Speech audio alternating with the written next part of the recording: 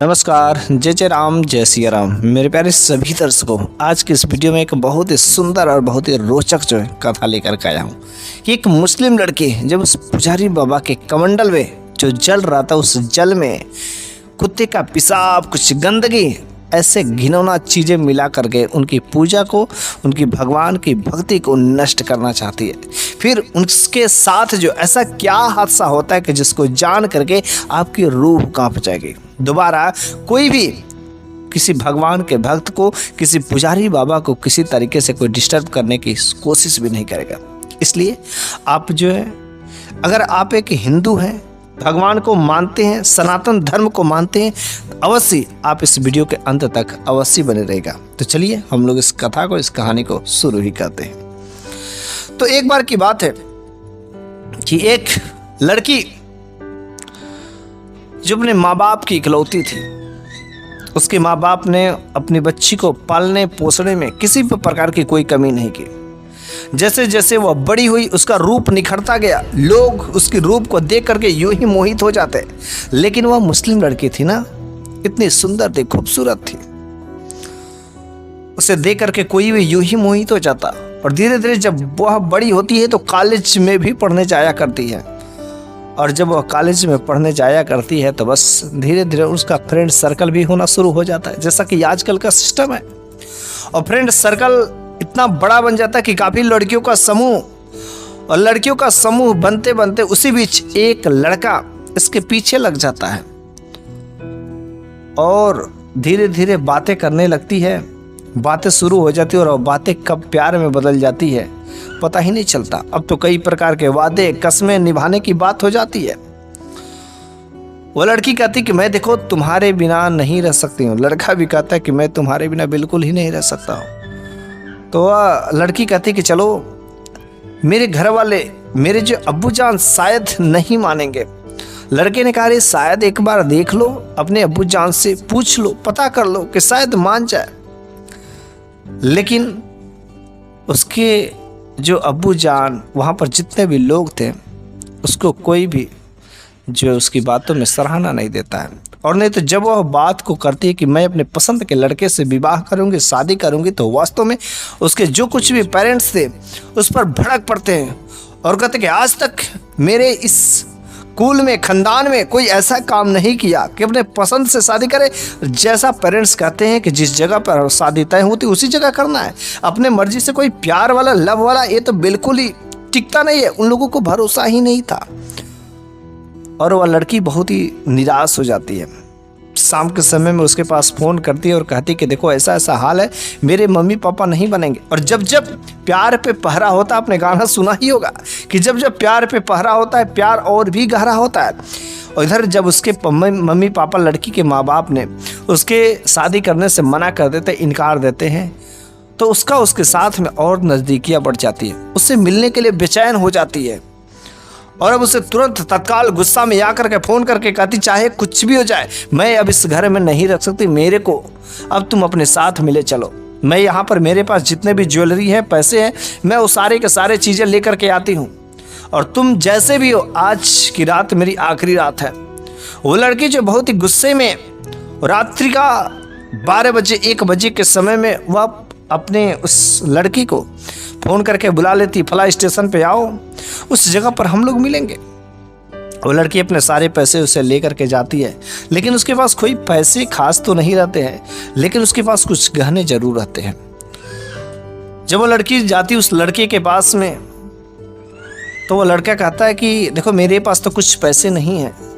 तो लड़की ने कहा, मेरे पास भी कुछ पैसे नहीं है, लेकिन इंतजाम कैसे किया जाएगा, कैसे क्या होगा। तो लड़की ने कहा, मेरे पास कुछ ज्वेलरी है, कुछ गहने हैं, उन्हें बेच करके कुछ पैसे जरूर मिल सकते हैं। लड़के ने कहा कि चलो ठीक है, लाओ देखें कितना है। और वो लड़की, उस लड़के पर इतना भरोसा था, विश्वास था, उसे अपने प्यार पर भरोसा था और वो लड़का को पूरा का पूरा ज्वेलरी उठा करके दे देती है। वो लड़का कहता, तुम यहीं पर जस्ट रुको, इसी स्टेशन पर, अभी जस्ट मैं बेच करके इसे आता हूँ। और बस वो लड़का उस ज्वेलरी को लेकर के जाता है और वो लड़की यहाँ पर स्टेशन पर इंतजार कर रही होती है। कि अब आएगा, अब आएगा, अब आएगा। 1 घंटे बीतते हैं, 2 घंटे बीतते हैं, 3 घंटे बीतते हैं। ऐसे करते करते पूरी रात बीत जाती है, लेकिन वो लड़का दोबारा वापस नहीं आता। सुबह होता है, वो लड़की अब भी इंतजार में बैठी रहती कि शायद कोई दुकान नहीं मिल रहा होगा, दुकान खुला नहीं होगा, किसी तरीके से कुछ काम करवा रहा होगा, अब वो आएगा। दोपहर तक उसी स्टेशन पर बैठी रहती। बेचारी को भूख भी लग जाते, प्यास लग जाते, लेकिन उसके पास 1 रुपये भी नहीं थे। अब वो भोजन करे तो करे कैसे, घर जाए तो जाए कैसे, क्योंकि उसने तो घर का दरवाजा भी बंद कर दिया था। घर से जो भाग गई थी, इतना बड़ा कदम उठाने के बाद भी उसका हिम्मत नहीं हो रहा था कि हम उस घर को फिर से वापस जाए। वो मुस्लिम लड़की प्यार में धोखा खा गई थी। वह रो रही थी, रो रो कर उसका हाल बुरा हाल हो गया था। और वह लड़की उस स्टेशन से उठती है और बस यूं ही चलना शुरू कर देती। उसे समझ नहीं आ रहा था कि मैं जा कहाँ रही हूँ, कुछ भी पता नहीं चलता है। और अब तो उसे भूख और प्यास की वजह से रो रो करके जो बुरा हाल हो गया था, उसका सर भी चक्कर देना शुरू हो गया था। कुछ भी उसे समझ नहीं आ रहा था कि मैं जाऊं तो जाऊं कहाँ। और चलते जाती है, चलते जाती है, चलते जाती है, और अचानक उसे जोरदार एक चक्कर आता है और वहीं पर बीच रास्ते में मूर्छित होकर के गिर जाती है। कुछ समय बाद जब उस लड़की को होश आता है तो वह अपने आप को एक महफूज जगह पर पाती है। जो वह लड़की एक बूढ़ी दादी माँ के गोद में लेटी हुई थी। जब उसने अपने आप को एक बूढ़ी दादी माँ के गोद में पाया तो उस दादी माँ ने पूछा कि बेटी, तुम्हारा हाल ऐसे कैसे हो गया, तुम आखिर कैसे मूर्छित हो गई, तुमको क्या दिक्कतें हैं, क्या परेशानी है। वो लड़की बिना सोचे समझे सारा का सारा बयान उस बूढ़ी दादी माँ से बता देती है। तो बूढ़ी दादी माँ ने कहा, बेटी तुमने तो बहुत गलत काम किया है, तुमको ये सब काम नहीं करना चाहिए, लेकिन अब तुम तो अपने घर पर नहीं जा सकते हो, लेकिन चाहे जो भी हो तुम मेरे यहाँ जब तक चाहे तब तक तुम रह सकते हो, किसी प्रकार की कोई जो दिक्कत तकलीफ नहीं है। वो लड़की वहाँ पर रहने लगती है, वहाँ का कुछ काम भी करती है, झाड़ू पोछा का काम करती है। वह बूढ़ी दादी माँ कहती थी, अरे बेटी रहने दो, तुम यहाँ पर रहो, यहाँ पर काम करने की कोई ज़रूरत नहीं है, हमारी जो बहुएं हैं ना वे सब काम कर देंगे, कोई दिक्कत नहीं है। लेकिन वो लड़की ज़बरदस्ती समझती थी कि अगर मैं यहाँ पर भी अगर कुछ करूँगी नहीं तो कितना भी पराया है तो लोग मेरा रहना इन लोगों को बोझ लगने लगेगा और एक दिन वे लोग भी मेरे को यहाँ से निकाल देंगे। लेकिन वह अपना नाम तक नहीं बताई थी और उसे ऐसा लग रहा था कि मैं अगर इन लोगों को बता दूंगी कि मैं एक मुस्लिम हूँ तो वे लोग अपने घर से निकाल देंगे, क्योंकि जिस घर में जिस बूढ़ी दादी माँ के पास में थी वह एक सनातन थी, वह एक हिंदू थी, भगवान की मानने वाली थी। घर में विग्रह रखा हुआ था और उस विग्रह को सभी लोग जो पूजा पाठ करते थे वह सारा का सारा ये बयान देखती थी, लेकिन अंदर ही अंदर उसे गुस्सा होता था, क्योंकि कभी इस प्रकार का जो पूजा पाठ तो उन्होंने की नहीं, क्योंकि घर में नमाज पढ़ते हुए अल्लाह की इबादत करते हुए देखी थी, इस तरीके से तो देखी नहीं थी। और एक दिन वह जो घूमते घूमते घूमते एक कमरे में पहुंच जाती है और उस कमरे में एक बूढ़े बुजुर्ग जो उस बूढ़ी दादी माँ के पति रहते हैं, वे भगवान की भक्ति भाव में डूबे हुए थे। लेकिन जैसे ये लड़की उस कमरे में प्रवेश करती, दरवाजा खोलती, उनका ध्यान भंग हो जाता है और तुरंत कहता है, लड़की तू यहाँ पर क्यों आई है, तू नापाक है, तू अपवित्र है, तू शुद्ध नहीं है, तू तुरंत अभी से यहाँ से घर से निकल जा, अभी मेरे कमरे से निकल जा, तू पूर्णतः अशुद्ध है। वो लड़की सोचने लगती है कि आखिर ये इतना क्यों भड़क रहे हैं और मैं अशुद्ध, नापाक, अपवित्र, मैं कैसे, मैं तो नहाए भी हूँ, सब कुछ हूँ, लेकिन कैसे इसने बोल दिया कि मैं अशुद्ध। शायद इनको शक लग गया है कि मैं एक मुस्लिम हूँ। लेकिन फिर भी वह चुपके से वहाँ से निकल जाती है और वह किसी को बताती नहीं है कि क्या हाल हुआ। लेकिन वह बूढ़ी दादी माँ सुन चुकी थी, तो वह जाकर के उस बूढ़ी दादी माँ से कहती हैं, तो बूढ़ी दादी माँ कहती है कि बेटी उनके कमरे में मत जाया करो, अगर उन्हें दिक्कतें होती है, समस्याएं होती है, परेशानी होती है तो मत जाया करो, दोबारा मत जाना। 2 दिन 3 दिन बीत जाते हैं। अब तो घर का सारा काज धीरे धीरे सारे लोगों से घुल मिल गए थे। वहाँ घर के कुछ छोटे छोटे बच्चे भी थे, उन सभी लोगों के साथ में अच्छे से रहने खाने पीने लगे थे, किसी प्रकार की कोई दिक्कत नहीं थी, मामला शांत हो गया था। लेकिन एक दिन जो घर के सारे लोग, जो बेटा बहू थे, वे लोग घर छोड़ करके कहीं चले जाते हैं और उस दिन घर का साफ सफाई करना उस बूढ़ी दादी माँ और बस वो लड़की बच्ची थी। तो उस लड़की ने कहा कि दादी माँ आज तो भाभी माँ है नहीं और इसलिए झाड़ू पोछा का काम मेरे को करने दीजिए। उसने कहा हाँ बेटी कर देना, लेकिन जो दादाजी है ना उनका कमरा बिल्कुल ही मत साफ करना। कही ठीक है। वह जो है लड़की जो है झाड़ू पोछा करते करते सारे के सारे कमरे का सब कुछ का झाड़ू पोछा कर देती, लेकिन बस वह बूढ़े दादा का कमरा रह जाता है। वो सोचती कि क्या ये बूढ़े दादा का एक कमरा बस बच जाएगा, क्यों ना थोड़ा सा कौन देख रहा है, चुपके से जाकर के कर देते हैं। वो लड़की चुपके से तुरंत दरवाजा खोलती और जाकर के साफ सफाई करना शुरू कर देती। तब तक तो जो बूढ़े दादे वहां पर आ ही जाते हैं। उस समय उस रूम में नहीं रहते हैं, लेकिन जैसे उस कमरे से निकलने वाली होती है तब तक बूढ़े दादाजी वहां पर आ जाते हैं। तुरंत जब वो लड़की की से आमना सामना होता तो लड़की की जो है शरीर कांपने लगता है डर के मारे। अब तो बूढ़े दादा पक्का मेरे को डांटेंगे, बोलेंगे, पता नहीं क्या क्या कहेंगे। बूढ़े दादा का खून खौल पड़ता है और वो कहते फिर से तू आज आ गई मेरे घर में, मेरे कमरे में। मैंने तुमसे कितनी बार बोला था कि तू मेरे कमरे में नहीं है, तू पूर्णतः है, अशुद्ध है, अपवित्र है, तू सब जगह का घूम, मेरे को कोई आपत्ति नहीं, लेकिन बस मेरे भगवान के मंदिर में, मेरे कमरे में, इस पवित्र जगह पर तू मत आया कर, क्योंकि तू पूर्णतः अशुद्ध है। वो लड़की समझ नहीं पाती है और वहां से डरे डरे माफी मांगते हुए उस कमरे से बाहर निकल कर आती है और उसे मन ही मन गुस्सा लगता है कि मेरे को अशुद्ध बोल रहा है, अपवित्र बोल रहा है। ये अपने आप को बड़ा ही शुद्ध मानते हैं। मन ही मन ईर्ष्या की, उनसे बदला लेने की। वो नहीं समझ रहे थे कि मैं क्या कर रही हूं। वो एक भगवान के भक्त थे। तो उसने, उस लड़की ने क्या किया, बाहर जिससे कुछ गंदगी लाई और जो भगवान के स्थान पर जल रखा गया था, वह प्लान की कि आज रात्रि के समय में जब वह पूर्णतः सोए रहेंगे तो चुपके से दरवाजा खोलकर उसी जल में हम जो इस गंदगी को मिला देंगे और देखते हैं उनकी शुद्धता कब तक बची रहती है, कैसे वे शुद्ध रहते। बड़ा मेरे को अशुद्ध अशुद्ध अपवित्र बोलते, आज उनकी पूर्णतः शुद्धता को बर्बाद ही कर देंगे।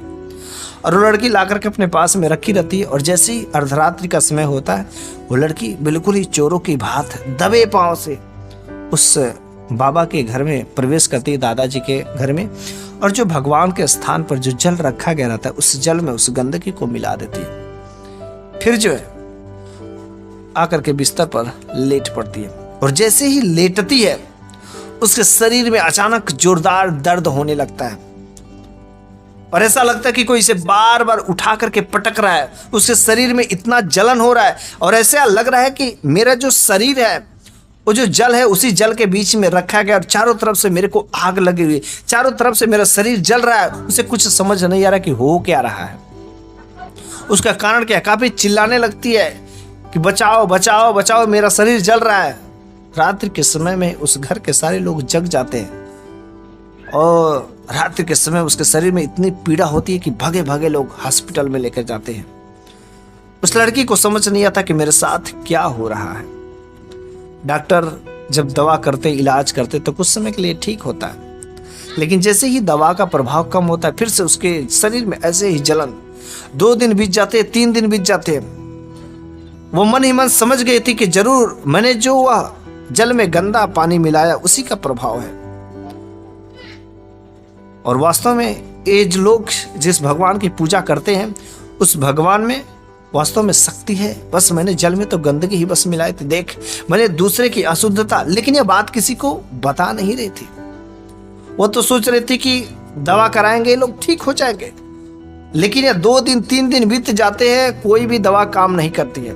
और तीसरे दिन वह दादाजी भी उस हॉस्पिटल में पहुंचते हैं और डॉक्टर से कहते हैं कि मेरे को उस लड़की के पास में जाना है, लेकिन उस समय वहां पर कोई भी रहेगा नहीं, क्योंकि वे दादाजी भगवान के बहुत बड़े भक्त थे। भगवान की भक्ति भाव में हमेशा डूबे रहते थे और भगवान अपने भक्त की हमेशा रक्षा करता है। वे दादाजी उस लड़की के पास में जाते हैं। वो लड़की होश अवस्था में रहती है। दादाजी पूछते हैं कि बेटी आज मैं तुमसे कुछ पूछना चाहता हूं, क्या तुम सच सच जवाब दोगी? उस लड़की ने कहा हाँ दादाजी, आप जो कुछ बोलिए। बड़े ही प्रेम भाव से उन्होंने कहा। तो दादाजी ने पूछा बेटी मैं हमेशा तुमको अशुद्ध बोलता था, अपवित्र बोलता था, क्या तुम समझी इसका मतलब क्या हुआ? उसने कहा नहीं। दादाजी ने कहा तुम एक मुस्लिम हो, और तुम मेरे भगवान से बहुत ही ईर्ष्या करती हो, अंदर अंदर घृणा करती हो। और जो मेरे घर में रहता और मेरे कमरे में रह करके जो भगवान से मेरे प्रेम नहीं करता, घृणा करता, वह मेरे कमरे में भला कैसे आ सकता है? मेरे जगह पर वह कैसे आ सकता है? जो लोग भगवान को मानते हैं, भले ही वे लोग 9 स्नान किए रहे, कुछ नहीं किए रहे, लेकिन अगर वे लोग मेरे भगवान को मानते हैं, विश्वास करते हैं और मेरे कमरे में आते हैं तो मुझे कोई परेशानी नहीं है। लेकिन मेरे भगवान से विद्ध बैर करने वाले ऐसे लोग मेरे घर में आते, मेरे पास में रहते, तो मुझे ऐसा लगता है कि वे लोग मेरे दुश्मन हैं। और इस वजह से मुझे तुम्हें देखते ही पता चल गया कि तुम मेरे मजहब की नहीं हो, किसी दूसरे मजहब की हो सकती हो। उस लड़की ने कहा, हाँ दादाजी, मैं जो मुस्लिम हूँ। और आपने सही पकड़ा। तब तक जो दादी जी भी चली आती है। दादी ने कहा, बेटी मैं तो पहले दिन ही समझ गई थी कि जब तुम्हारे दादाजी ने बोला था, मैं समझ गई थी कि मेरे धर्म की नहीं, लेकिन मैंने कभी तुमसे जाति धर्म की कभी जो पूछी नहीं, क्योंकि मैंने सोचा जब तुम्हारे पर कुछ ऐसी विपदा आएगी तो ऑटोमेटिक तुम्हारा धीरे धीरे ध्यान भटक जाएगा और ऑटोमेटिक अच्छे कर्म करने लगे। उस लड़की ने कहा, दादाजी मैंने आपके साथ में बहुत गलत कर्म किया है। मैंने आपकी धर्म को, मैंने आपकी भक्ति को भंग करने की कोशिश की है। और जो भगवान के सामने जो जल रखा गया था ना, उस जल में मैंने गंदगी मिला दी है। बाबा जी मुझे माफ कर दीजिए। और जैसे मैंने जल में गंदगी मिलाई, तभी से कुछ समय बाद मेरे शरीर में दर्द होना शुरू हो गया। बाबा जी मुझे क्षमा कर दीजिए। कुछ भगवान से अपने कहिए, उनसे प्रार्थना करिए, विनती करिए कि मेरा दर्द खत्म हो जाए। मैं आज से मैं अपने मजहब को छोड़ देती हूँ, उस जो अल्लाह वाले की नहीं, बल्कि आपके भगवान के, आपके सनातन के, आपके उस देवी देवता को, जिसके भी आप पूजा करने को कह के सारे कार्य करूंगी, बस आप मेरा दुख दर्द को खत्म कर दीजिए। बाबा जी ने कहा, बेटी अगर तुम मेरे भगवान को अगर मानने लगो, मेरे भगवान में अगर विश्वास हो जाता तो ऑटोमेटिक आधा दर्द तो यूं ही खत्म हो जाएगा। फिर रह गई बात, वैसे मैं भगवान से प्रार्थना करके विनती करता हूँ और ये कुछ जो है अपने कमंडल से जल निकाल करके देता हूँ, उस जल को पी लो और अपने शरीर पर लगा लो, सारा का सारा दुख दर्द बीमारी खत्म हो जाएगा। फिर उस बाबा जी ने जल दिया और उस जल को पिलाया और उसके बाद उस शरीर पर लगाई और ऑटोमेटिक कुछ समय बाद दवा का प्रभाव खत्म हो जाता है, तो भी उसके शरीर में जलन नहीं होता है और फिर वह डिस्चार्ज भी हो जाती है। लेकिन वो लड़की कहती कि बाबा जी मैंने जो जल मिलाया था, उस जल को क्या आपने पिया? क्योंकि पिए होंगे तो आप पूर्णतः पवित्र हो जाएंगे। बाबा जी मैंने बहुत बड़ी गलती की। तो दादाजी ने कहा, नहीं बेटी, मैं तो उस जल को पी ही लेता, लेकिन जिसके ऊपर भगवान का हाथ होता है, भगवान अपने भक्तों का कभी अहित नहीं होने देते। वह जल जो है सुबह के समय में अपने आप ही लग रहा था गिर गया है और पूरा जमीन पर फैला हुआ था। फिर जो उसको साफ कर दिया गया। इसलिए मैंने तो उस जल को वैसे समझ गया होता, महक करके मेरे को पता चल गया था, लेकिन वह जल गिर गया था क्योंकि भगवान का हाथ मेरे साथ में था। इसलिए बेटी तुम भी मेरे भगवान में भगवान की भक्ति भाव करो, सच्चे दिल से उनके ध्यान में डूब जाओ। और उस दिन से वह लड़की सनातन धर्म की में आ जाती है और भगवान की भक्ति भाव करना शुरू कर देती है और उसका शरीर जो है पूर्णतः शुद्ध हो जाता है। उसके शरीर में जितने भी प्रकार के दुख दर्द रहते सारी की सारी बीमारियां ठीक हो जाती है। और इस तरीके से वह फिर से उसका एक अच्छे खानदान में उन लोगों ने शादी भी किया और वह पूर्णतः खुशहाली से रहने लगे। उसको किसी प्रकार की कोई दिक्कतें नहीं थी, समस्याएं नहीं थी। उसके घर वाले भी उसको खूब मान सम्मान करते थे, भगवान की भक्ति भाव किया करते थे। मेरे प्यारे सभी दर्शकों, इस कहानी के माध्यम से मैं एक ही बात कहना चाहता हूँ कि अगर आप भगवान पर भरोसा करते हैं तो बड़ी अच्छी बात है। भगवान पर भरोसा करने से, उनकी पूजा पाठ करने से, भक्ति भाव करने से मैं एक बात की गारंटी मैं दे सकता हूँ, प्रूफ के साथ मैं दे सकता हूँ। जितने लोग अगर मेरे को जानते होंगे और भगवान पर भरोसा करते होंगे तो वास्तव में पूरी गारंटी के साथ कह सकते हो कि बस आप भगवान की पूजा पाठ सच्चे दिल से करिए, 100% आपके साथ में कोई बीमारियां नहीं आ सकती है। थोड़ा बहुत बीमारियां तो उसकी अलग बात है, लेकिन कोई भी गंभीर समस्या कभी नहीं आ सकती है, क्योंकि कभी कोई साधु महात्मा जो है किसी को बहुत बड़ी बीमारियां नहीं चपेट कर पाती है। चपेट करते भी है तो भी उसका बाल बांका नहीं कर पाती है। बस आज की मेरी बात यहीं पर समाप्त होती है। अगले वीडियो में एक शानदार फिर से कोई नई कहानी लेकर के हाजिर होऊंगा। तब तक के लिए धन्यवाद।